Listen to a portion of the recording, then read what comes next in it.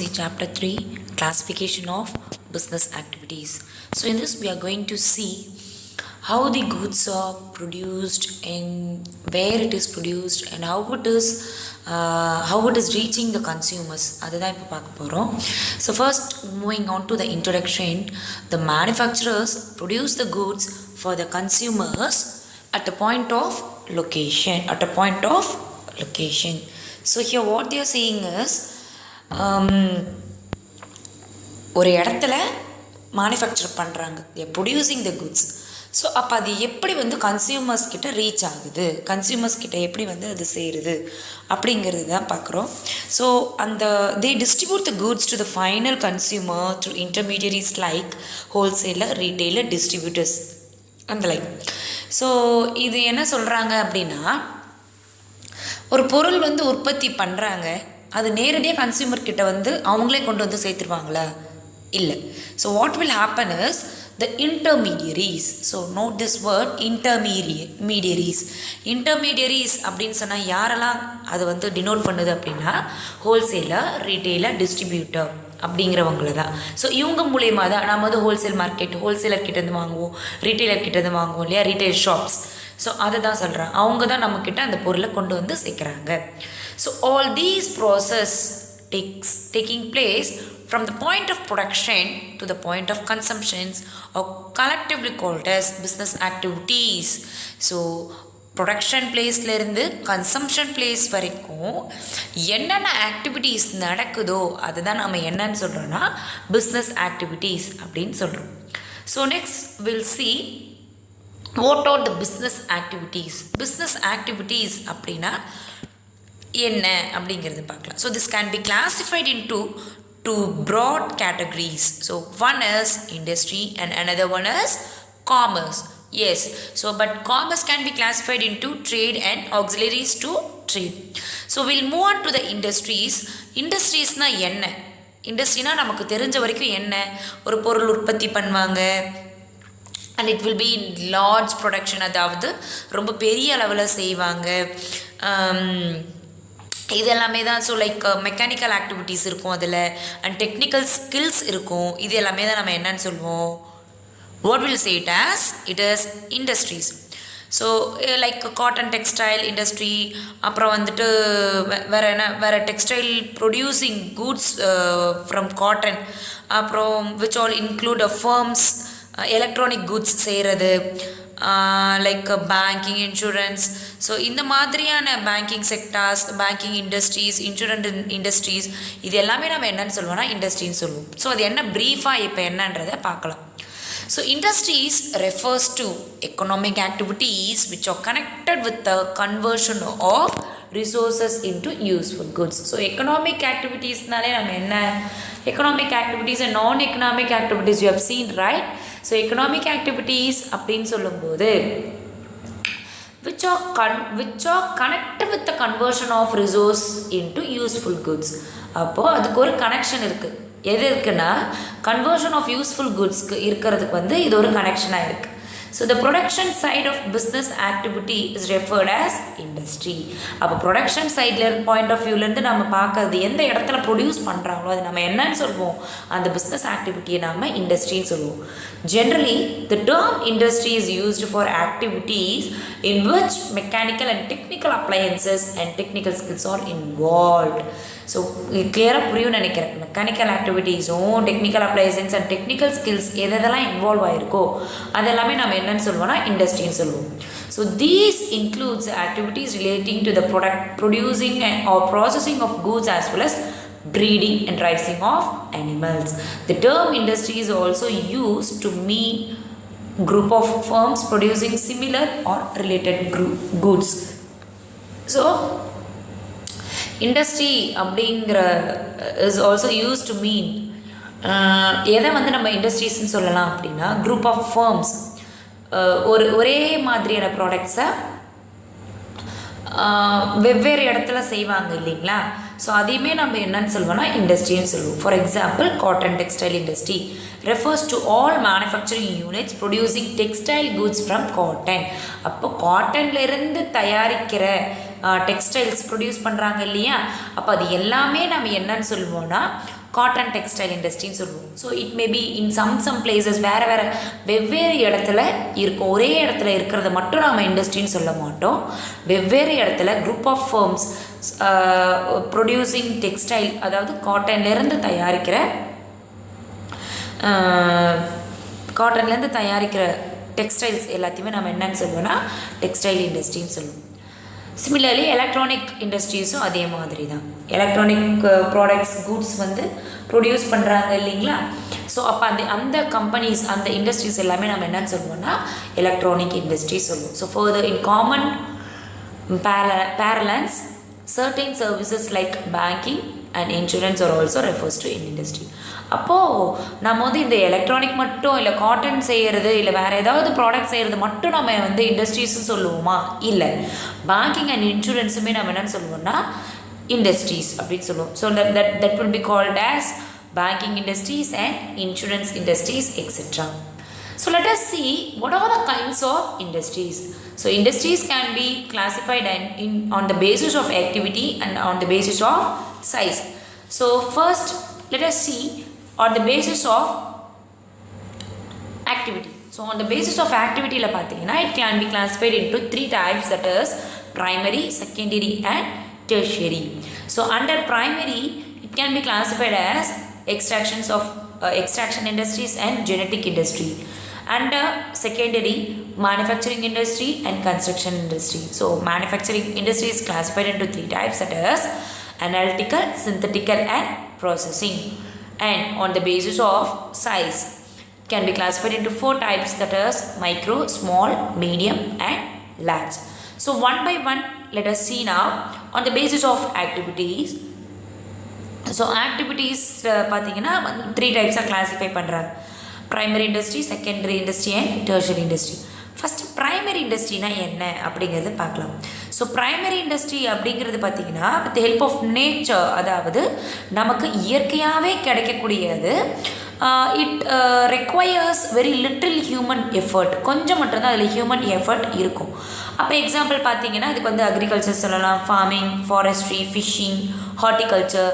இது எல்லாமே என்னன்னு சொல்கிறோன்னா ப்ரைமரி இண்டஸ்ட்ரின்னு சொல்கிறோம். பிகாஸ் நமக்கு இயற்கையாகவே அது நமக்கு கிடைக்கக்கூடியது. அதில் நம்மளுடைய, அதாவது ஹியூமனுடைய எஃபர்ட் வந்து நமக்கு அதுக்கு கொஞ்சம் தான் தேவைப்படும். கிளியரா?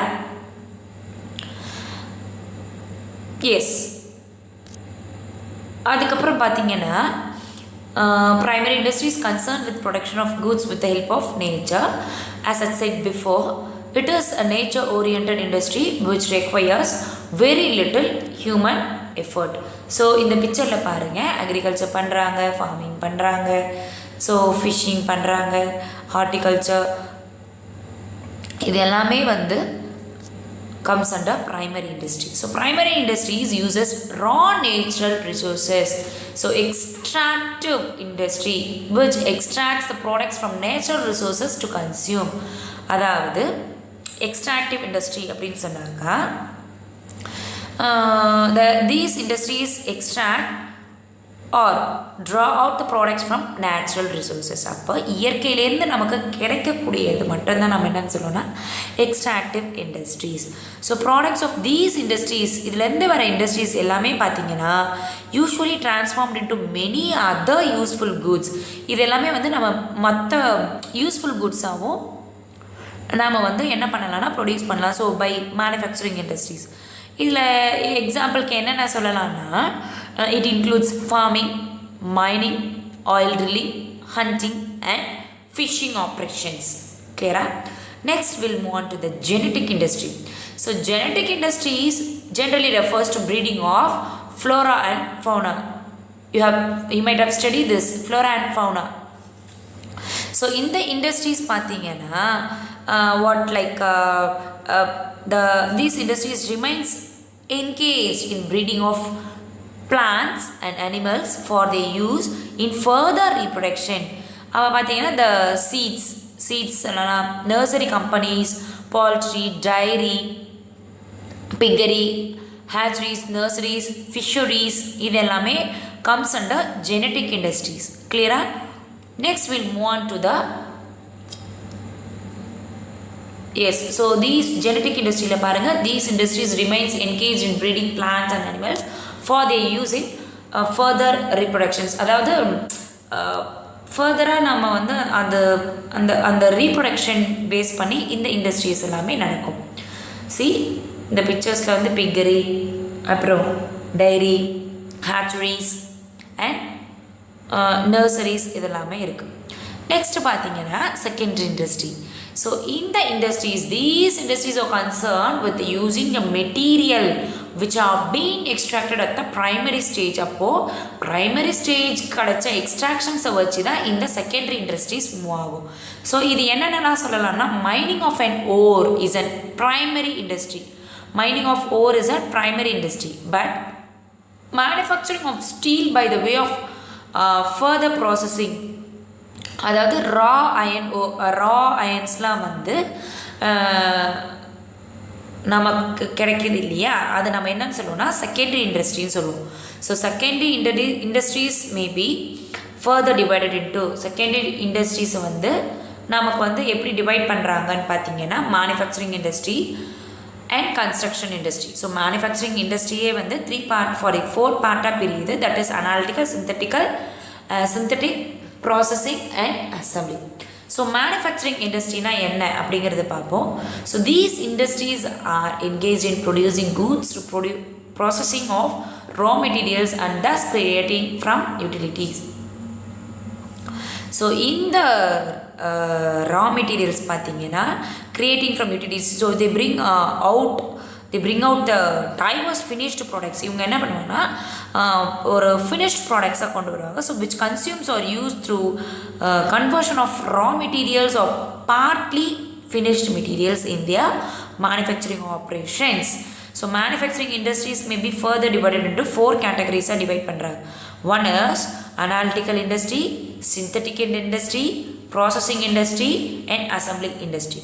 ஸோ அனாலிட்டிக்கல் இண்டஸ்ட்ரீஸ்னால் என்ன அப்படின்னு பார்த்தா, which analyzes and separate different elements from the same materials as in the case of oil refinery. So oil ரிஃபைனரியில் பார்த்தீங்கன்னா என்ன பண்ணுவாங்க, ஒவ்வொரு பார்ட்டாக ஒவ்வொரு எலமெண்ட்டாக what they will do, separate பண்ணுவாங்க ஃப்ரம் த சேம் மெட்டீரியல் சேமாக இருக்கும்.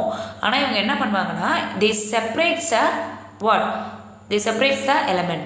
So next is synthetic industry. So synthetic industries பொறுத்தளவில் இது என்ன பண்ணுன்னா, விச் கம்பைன்ஸ் என்னென்னா மற்ற இன்க்ரீடியன்ட்ஸ் எல்லாத்தையுமே கம்பைன் பண்ணி ஒரு நியூ ப்ராடக்டாக கொண்டு வரும். So where in case of cement, so that is example for it. கிளியரா? So synthetic industry which combines various ingredients into new product. அப்போது நிறைய வேரியஸ் இன்க்ரீடியன்ட்ஸை ஒன்றா க்ரியேட் பண்ணி ஒரு நியூ ப்ராடக்டாக கொண்டு வரும், where in case of cement. Next is processing industry, so which involves successive stage for manufacturing finished products as in case of sugar and paper. So ஒவ்வொரு stage by ஸ்டேஜாக ஒரு finished ப்ராடக்ட்ஸை கொண்டு வருவாங்க இல்லையா, அதுதான் நம்ம என்ன சொல்கிறோம் அப்படின்னு சொன்னால் ப்ராசஸிங் இண்டஸ்ட்ரி. ஒவ்வொரு ப்ராசஸ் வில் பி தேர். இப்போது இன் கேஸ் ஆஃப் சுகர்னு சொல்லும்போது first what they'll two, sugar cane வந்து ஹார்வெஸ்ட் பண்ணுவாங்க, அதுக்கப்புறம் அது வேறு பிளேஸ்க்கு கொண்டு போவாங்க, அப்புறம் அதை என்ன பண்ணுவாங்க, அதை வந்து பக்குவப்படுத்துவாங்க, பதப்படுத்துவாங்க, அதுக்கப்புறம் அதை வந்து என்ன பண்ணுவாங்க, இண்டஸ்ட்ரீஸ், சுகர் கேன் இண்டஸ்ட்ரீஸ் கொண்டு போவாங்க. ஸோ அங்கே வந்து several process will be there. நமக்கு வந்து அப்படியே சுகராக நமக்கு கிடைக்கிறதில்ல. அதுக்கப்புறம் அந்த சுகர் ஃபார்மில் வந்ததுக்கு பிறகு they'll purify it and what they'll do, நிறைய நாளுக்கு இருக்கணும் அப்படின்னு சொல்லி they'll add some chemicals to it. அதுக்கப்புறம் பேக்கேஜிங் இருக்குது, அப்புறம் பிராண்ட் நேம்ஸ் இருக்குது, பேக் பண்ணி பிராண்ட் நேம்ஸ் போட்டு அப்புறம் பேக் பண்ணி ஃபைனலாக வில் கெட் இட். கிளியராக? அதே மாதிரி வேறு கேஸ் ஆஃப் பேப்பருக்கும் அதே மாதிரி தான் செவரல் ப்ராசஸ் ஆர் தேர். அப்போ செவரல் ப்ராசஸ் ஸ்டேஜஸ் நிறைய பாதையை கடந்து வந்து ஒரு மேனுஃபேக்சரிங், அதாவது ஒரு ஃபினிஷ்டு குட்ஸாக, ஒரு ஃபினிஷ்டு ப்ராடக்ட்ஸாக நமக்கு கிடைக்கும். அதுதான் வந்து processing industry. Next is assembling industry. Assembling industry இந்த பேர்லேயே இருக்க பாருங்கள், அசம்பிளிங். அப்போ ஒரு டிஃப்ரெண்ட் காம்போனன்ட்ஸை ஒரு நியூ ப்ராடக்டாக மேக் பண்ணுறது. லைக் வேறு இன் கேஸ் ஆஃப் எக்ஸாம்பிளுக்கு வந்து கார் கம்ப்யூட்டர் ஒரு கம்ப்யூட்டர், டெலிவிஷன். இப்போ வந்து பார்த்திங்கன்னா கார் வந்து அசம்பிள் பண்ணி தான் நமக்கு வந்து ஒரு ஃபினிஷ்டு ப்ராடக்ட்ஸாக கிடைக்கிது. கரெக்டாக? அதே மாதிரி டெலிவிஷன். ஸோ இதெல்லாம் வந்து நமக்கு அப்படியே கிடச்சிடாது. we have to assemble it, several parts assemble பண்ணி நமக்கு அங்கே என்ன கொடுக்குறாங்கன்னா ஒரு காம்போனன்ட் செவல் காம்போனன்ட்ஸை அசம்பிள் பண்ணி நமக்கு ஒரு ஃபினிஷ்டு குட்ஸாக கொடுக்குறாங்க. So that is called as assembling industry. So next will see the construction industry. Construction industries, these industries are involved in the constructions of buildings, dams, bridges, roads as well, tunnels and canals. So கன்ஸ்ட்ரக்ஷன்ற வேர்டுனாலே தெரியுது, construct பண்ணுறது, so build பண்ணுறது அப்படிங்கிறது தெரியும். Next is tertiary or service industry. Tertiary or service industries, they do not produce goods. So இவங்க என்ன பண்ண மாட்டாங்கன்னா goods ப்ரொடியூஸ் பண்ண மாட்டாங்க. So these industries produce utility services and sell them at a profit. அப்போ என்ன பண்ணுவாங்கன்னா அது பயனடைவாங்க, அந்த பயன் அடைஞ்சு இவங்க என்னென்னா அந்த கூட்ஸை வந்து லைக் அதை விற்கிறது மூலயமா இவங்க ப்ராஃபிட்டை வந்து பயனடைவாங்க. they help the trade industries, they help trade industry and commerce. இவங்க என்ன பண்ணுவாங்கன்னா ட்ரேட் பண்ணுறதுக்கு அப்புறம் இண்டஸ்ட்ரீஸ்க்கு அண்ட் காமர்ஸ்க்கு ஹெல்ப் பண்ணுவாங்க. ஸோ இது என்னென்ன லைக் இதுதான் ஐ டோல் யூ பிஃபோர்னோ பேங்கிங் இண்டஸ்ட்ரி, இன்சூரன்ஸ். அப்போ என்னென்னா இப்போ எனக்கு பணம் தேவைப்படுது, நான் வந்து லோன் வாங்குகிறேன், அப்போது நான் லோன் வாங்கி ஒரு பிஸ்னஸ் பண்ணுறேன். அப்போ அந்த பிஸ்னஸில் இப்போ வந்து sugar for in case of sugar industries எடுத்துக்கோங்க. அப்போ நான் என்ன பண்ணுவேன், எனக்கு பணம் பத்தலை, நான் வந்து இன்னும் என் பிஸ்னஸ் டெவலப் பண்ணணும்னு நினைக்கிறேன், இல்லை வேறு எக்யூப்மெண்ட்ஸ் வாங்கணும், புதுசாக வர மெஷின்ஸ் வாங்கணும் அப்படின்னும் போது where I go in case of with the help of banking sector தான். அப்போது பேங்கிங்கில் போயிட்டு நான் வந்து எனக்கு இவ்வளோ லோன் கொடுங்க, நான் வந்து என்னோடய பிஸ்னஸை டெவலப் பண்ணணும். அப்போ இந்த மாதிரி அவங்க வந்து ப்ரொடியூஸ் பண்ண மாட்டாங்க கூட்ஸை. அவங்க என்ன பண்ணுவாங்கன்னா they industries produce utility services, அதாவது சர்வீஸ் ப்ரொவைட் பண்ணுவாங்க and sell them at a profit. கிளியரா? So this term also includes, இது என்னென்னலாம் இன்க்ளூட் பண்ணிங்கன்னா banking, insurance, warehouse and advertisement. Next is classification of tertiary industries. So this can be classified into 6 types, that is personalized services, public service, distributor service, financial service, quaternary service, quinary service. Okay, so one by one பார்க்கலாம். personalized service அப்படின்னு சொல்லும்போது individuals and private institutions selling their services to others.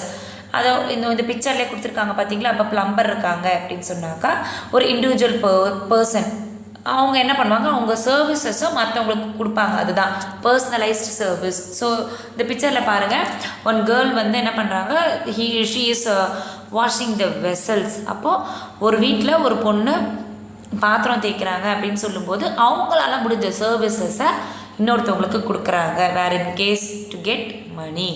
So next is public service. Public service சொல்லும்போது those service to people on behalf of the government without profit motive.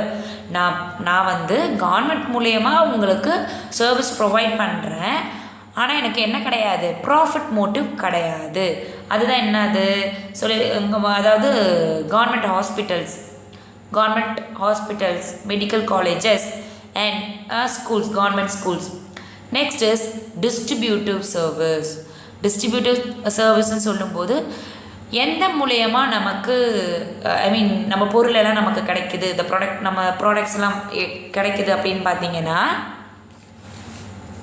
Transportation மூலயமா கிடைக்குதா. அப்புறம் வேர் housing சொல்லும்போது ஒரு பொருளை வந்து ஒரு இடத்துல தேக்கி வைப்பாங்க, நமக்கு இவ்வளோ அமௌண்ட் ஆஃப் ப்ராடக்ட்ஸ் அதிகமாக இருக்குது, அப்போ நான் என்ன பண்ணுறேன்னா வேறு ஒரு இடத்துல அந்த பொருளெல்லாம் வந்து நான் வச்சுருக்கேன், எப்போ அதுக்கு தேவை இருக்கோ அப்போ நான் வந்து அந்த பொருளெல்லாம் நான் வந்து பப்ளிக்கு வந்து கன்சியூமருக்கு வந்து நான் அதை கொண்டு சேர்ப்பேன் அப்படிங்கிறது. அதுதான் வந்து second image. And third one is logistics like train மூலயமா அனுப்புறது, ஷிப்பில் அனுப்புறது, அப்புறம் பிளெயினில் அனுப்புறது, with use of those things வந்து நாம் வந்து சர்வீஸ் ப்ரொவைட் பண்ணுறது.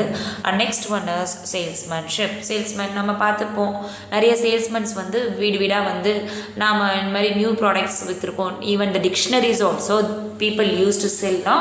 So those things. அப்போது this comes under this types of services. So distributed services. Next பார்த்தீங்கன்னா financial services. ஃபினான்ஷியல் சர்வீசஸில் நம்ம என்னென்னலாம் பார்ப்போம் அப்படின்னா banking, factoring, accounting and insurance. So இது எல்லாமே வந்து group this financial service. Financial அதாவது நம்ம யார் மூலயமா நமக்கு வந்து அமௌண்ட்டு கிடைக்கும், பணம் யார்கிட்ட இருந்து ஃபினான்ஷியல் இன்ஸ்டிடியூஷன்ஸ் நமக்கு கிடைக்கும் இல்லையா, ஹெல்ப். ஸோ அதுதான் வந்து financial service. Next is quaternary service. So professional or specialized skills, high technology or used to provide this type of service. So இப்போ வந்து நான் ஒரு கம்பெனி வச்சு நடத்துகிறேன், அப்போ அதில் எவ்வளோ வரவு இருக்குது, நம்ம எவ்வளோ பே பண்ண வேண்டியிருக்கு, இன்கம் டேக்ஸ் எல்லாம் அப்படிங்கிறதுக்கு யார் ஹெல்ப் பண்ணுவாங்க, த ஆடிட்டர். ஸோ அவங்க அந்த மாதிரி ப்ரொஃபஷ்னலாக படிச்சுட்டு செய்கிறாங்க இல்லையா, அந்த சர்வீசஸை தான் நம்ம வந்து குவாட்டர்னரி சர்வீசஸ் அப்படின்னு சொல்லுவோம். ஸோ சாஃப்ட்வேர் டெவலப்மெண்ட், இப்போ நான் வந்து ஒரு கம்பெனி நடத்துகிறேன், அப்போ அந்த கம்பெனியில் வந்து எனக்கு நான் வந்து ஒரு சிஸ்டம் யூஸ் பண்ணுறேன், அப்போ அந்த சிஸ்டம் வந்து நான் இன்னும் அப்டேட் பண்ணணும், வேறு சாஃப்ட்வேர் வந்து நான் அப்லோட் பண்ணணும் அப்படின்னு சொல்லும்போது I will go with the help of யாரோட ஹெல்ப்பை கேட்பேன் அப்படின்னு சொன்னாக்கா சம் சாஃப்ட்வேர் ஸ்பெஷலைஸ்ட் பர்சனுடைய ஹெல்ப்பை தான் கேட்பேன். ஸோ இதை தான் வந்து நம்ம என்னன்னு சொல்கிறாங்கன்னா quaternary services. Next one is quinary service. Quinary service அப்படின்னு சொல்லும்போது new ideas are generated, new technologies are evolved, new policies are new implemented by individual experts. So இதில் என்னென்னா வெல் நோன் இன்வென்டர்ஸ், அதாவது நான் புதுசாக இன்வென்ட் பண்ணுறாங்க இல்லையா ஒவ்வொரு ப்ராடக்ட்ஸும், ஸோ அவங்கள தான் வந்துட்டு நம்ம என்னன்னு சொல்லுவோம் அப்படின்னா வாட் வில் சேஸ் என்னன்னு சொல்லுவோம், quinary service. Yes. Next we move on to the அவங்க வந்து எக்ஸ்பர்ட்ஸ், நத்திங், அவங்க வந்து நியூ ஐடியாஸ் வச்சு they'll generate new technologies, new பாலிசிஸ்லாம் வந்து இம்ப்ளிமெண்ட் பண்ணுவாங்க. அவங்கள தான் நம்ம வந்து quinary சர்வீஸ்ன்னு சொல்லுவோம். சர்வீஸ் கொடுக்குறவங்க on the basis of size, large scale industries, medium scale and small scale. large scale அப்படின்னு சொல்லும்போதே நமக்கு என்ன தெரியுது, large scale industries அப்படின்னாலே என்ன அர்த்தம், வாட் large scale அப்படின்னு சொன்னாலுமே அது வந்து ரொம்ப பெரிய செக்டாராக இருக்கும், கிளியரா. ஸோ அதுக்கு வந்து ஒரு லிமிட்டேஷன்ஸ் கிடையாது, ரொம்ப பெரிய அளவில் செய்வாங்க. See the enterprise, we are going to see the enterprise, the manufacturing sector and the service sector. So இதில் பார்த்தீங்கன்னா the limit of investment in plant and machinery, there is a limit for investment in equipments. So micro enterprise, micro industries அப்படின்னு சொல்லும்போது micro இண்டஸ்ட்ரீஸில் பார்த்தீங்கன்னா manufacturing செக்டரில் it does not exceed 25 lakhs above போகாது. Service செக்டரில் பார்த்தீங்கன்னா டஸ் நாட் எக்ஸிட் 10 lakhsக்கு மேலே அவங்க அமௌண்ட்டு போகாது. ஸோ ஸ்மால் என்டர்பிரைசஸ் பார்த்தீங்கன்னா மோர் தேன் 25 lakhs but not exit 5 crores மேலே அந்த அமௌண்ட்டு ஜாஸ்தி தாண்டாது. அதே மாதிரி சர்வீஸ் செக்டரில் பார்த்தீங்கன்னா மோர் தேன் 0 lakhs but not exceeding 2 crores. Medium, where in case of medium more than 5 crores but not exceeding 10 crores, more than 2 crores but not exceeding 5 crores. So commerce as an economic activity. So commerce எப்படி economic activityல it comes under economic activityங்கிறது தான் பார்க்க போகிறோம். So commerce refers to all those activities which are necessary for bringing goods from the place of production to the place of consumption. So commerce அப்படிங்கிறது தான் என்ன பண்ணுது, அந்த ஒரு commerce அப்படிங்கிற ஒரு டேர்ம், ஒரு ஆக்டிவிட்டி தான் என்ன பண்ணுதுன்னா ப்ரொடக்ஷன் பிளேஸ்லேருந்து கன்சம்ஷன் பிளேஸ்க்கு நமக்கு பொருளை கொண்டு வருது, கிளியரா. So according to Elvin Thomas, commercial operations deals with buying and selling of goods, the exchange of commodities and the contribution of finished products. So commerce includes not only trade, அதில் வந்து trade மட்டும் இருக்காது, but also services such as transport இருக்கும், warehousing இருக்கும், packaging இருக்கும், insurance இருக்கும், banking and sales promotions இருக்கும், which are incidental or auxiliaries to trade, இது எல்லாமே இருக்கும். So you might have studied in chapter 2. Okay, so next is commerce includes the இன்னும் என்னென்ன ஆக்டிவிட்டீஸ்லாம் இன்க்ளூட் ஆகிருக்கு அப்படின்னு பார்த்தோம்னா ட்ரேட்னா என்ன, trade is an essential part of commerce, clear. Trade தான் ரொம்ப ரொம்ப முக்கியமான ஒரு விஷயம் காமர்ஸில் நடக்கக்கூடியது. So the term trade is use to denote buying and selling activities. அதை தான் வந்து ட்ரேடுன்னு சொல்லுவோம். So it helps in making of goods produce available in ultimate consumers or users. So one who buys and sells, ஒருத்தவங்க வாங்கி விற்கிறாங்க இல்லையா, அவங்கள தான் நம்ம என்னன்னு சொல்லுவோம்னா ட்ரேடர் அப்படின்னு சொல்லுவோம். A trader is a middleman between the producer and the consumer. அப்போ அந்த trader is a person, one who acts as an intermediary between the producer and the consumer. So அவங்க வந்து it can be classified into two types. Trade வந்து classify பண்ணலாம் two types. One is internal trade and another one is external trade, and wholesale trade and retail trade. Next is transportation. Transportation அப்படின்னாலே என்னது, selling of all the goods and products at or nearer production. அதாவது இப்போ நமக்கு மதுரையில் மதுரை எதுக்கு, Tiruppur cotton industries தேர். So ஆனால் வந்து இங்கேயுமே என்ன கிடைக்குது, Tiruppur products, I mean the textile products are available here also. Tiruppur cotton அப்படின்னு சொல்லி 100% திருப்பூர் காட்டன் சொல்லிட்டு விற்கிறாங்க இல்லையா, அது எப்படி நமக்கு இங்கேயும் ஒரு மேனுஃபேக்சரிங் பண்ணுறாங்களா, கிடையாது. ஸோ அங்கேருந்து நமக்கு இங்கே கொண்டு வராங்க. So by the help of transportation. So hence the goods are to be sent different places. எங்கெங்கெல்லாம் டிமாண்ட்ஸ் அதிகமாக இருக்கோ அங்கெங்கெல்லாம் என்ன பண்ணுவாங்கன்னா நமக்கு அந்த பொருளை டிரான்ஸ்போர்ட்டேஷன் மூலயமா அனுப்பி வைப்பாங்க. கிளியரா? So one place to which moves from one place to another place.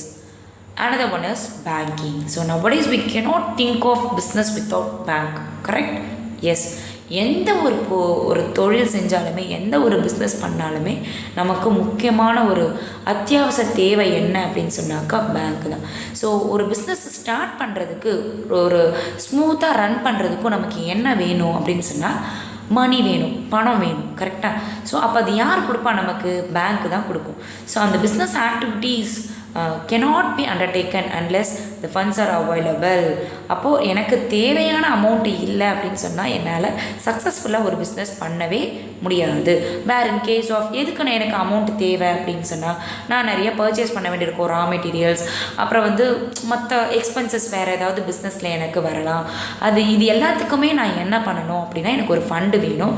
அது யார் கொடுப்பா அப்படின்னா the term where I'll get is bank.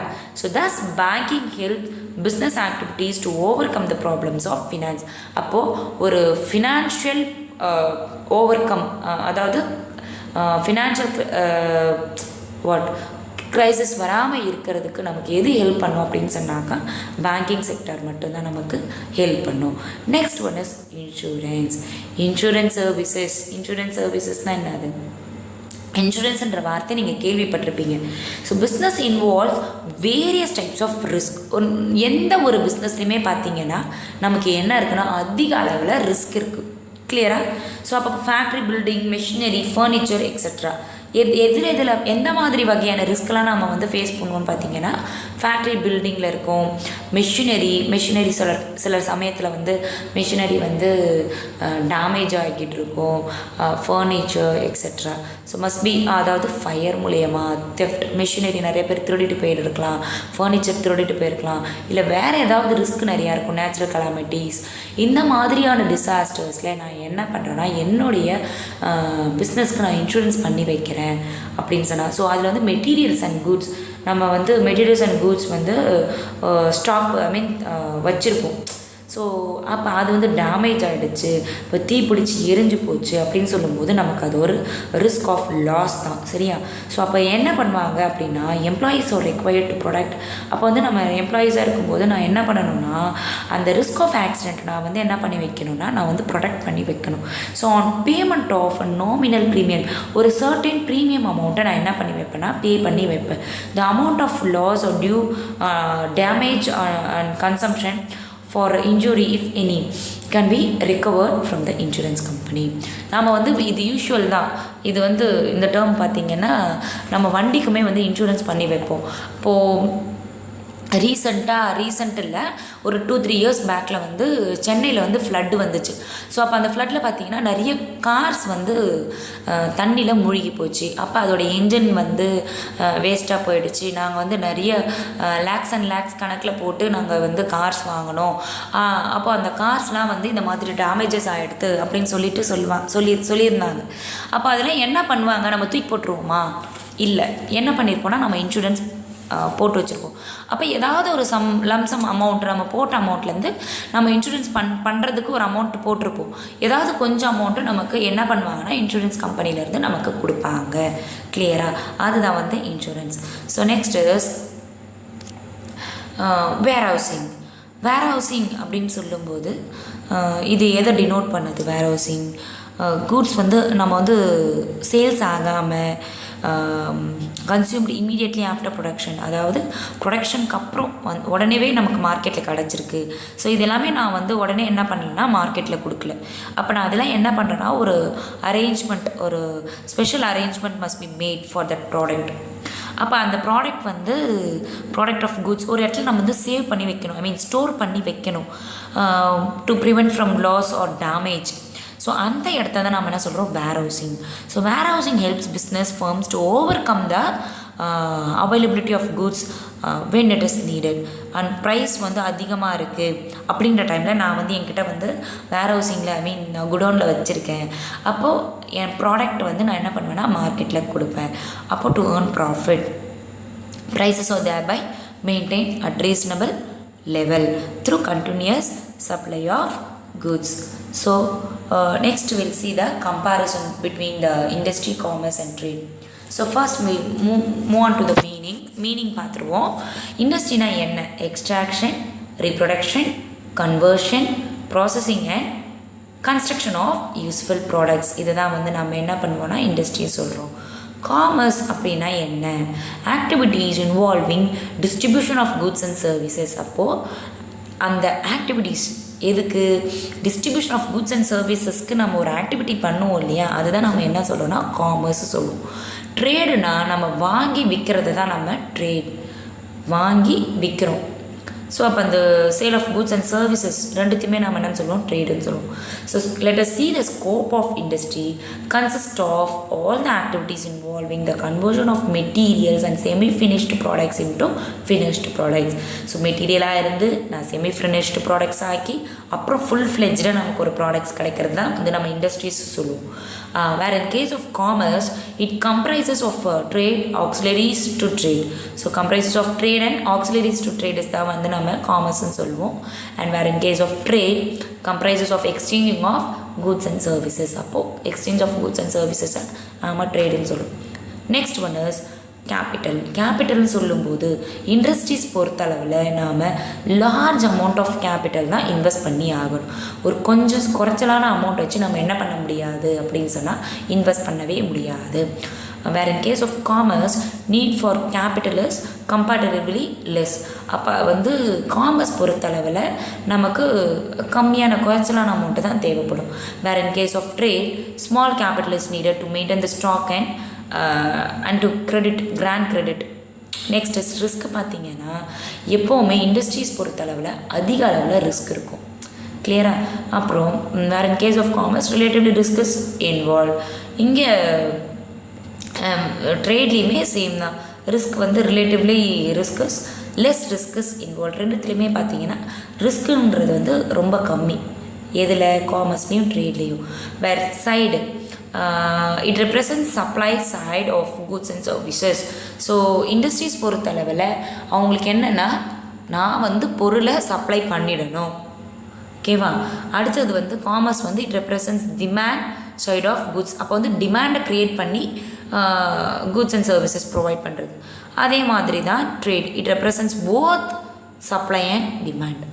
டிமாண்டும் இருக்கணும், சப்ளையும் இருக்கும்போது தான் ட்ரேடு நடக்கும். Next utility creation. Utility creation பார்த்திங்கன்னா it creates form utility by changing the form of shape or material. அப்போது யூட்டிலிட்டி க்ரியேஷன் பார்த்திங்கன்னா ஒரு ஷேப்பு இல்லை ஒரு மெட்டீரியலோடைய ஷேப் மாறுறதோ இல்லை சேஞ்சஸ் இன் த ஃபார்ம் அது மாற்றுறது வந்து இண்டஸ்ட்ரி லெவலில் utility creation இருக்குது. நெக்ஸ்ட்டு காமர்ஸ் பொறுத்தவரை it creates place utility by moving goods from producers to consumers, where in case of trade it creates possession utility through exchange. So by this your third chapter is over. I hope you all have understood. If you have any doubts, arise your doubts. Thank you.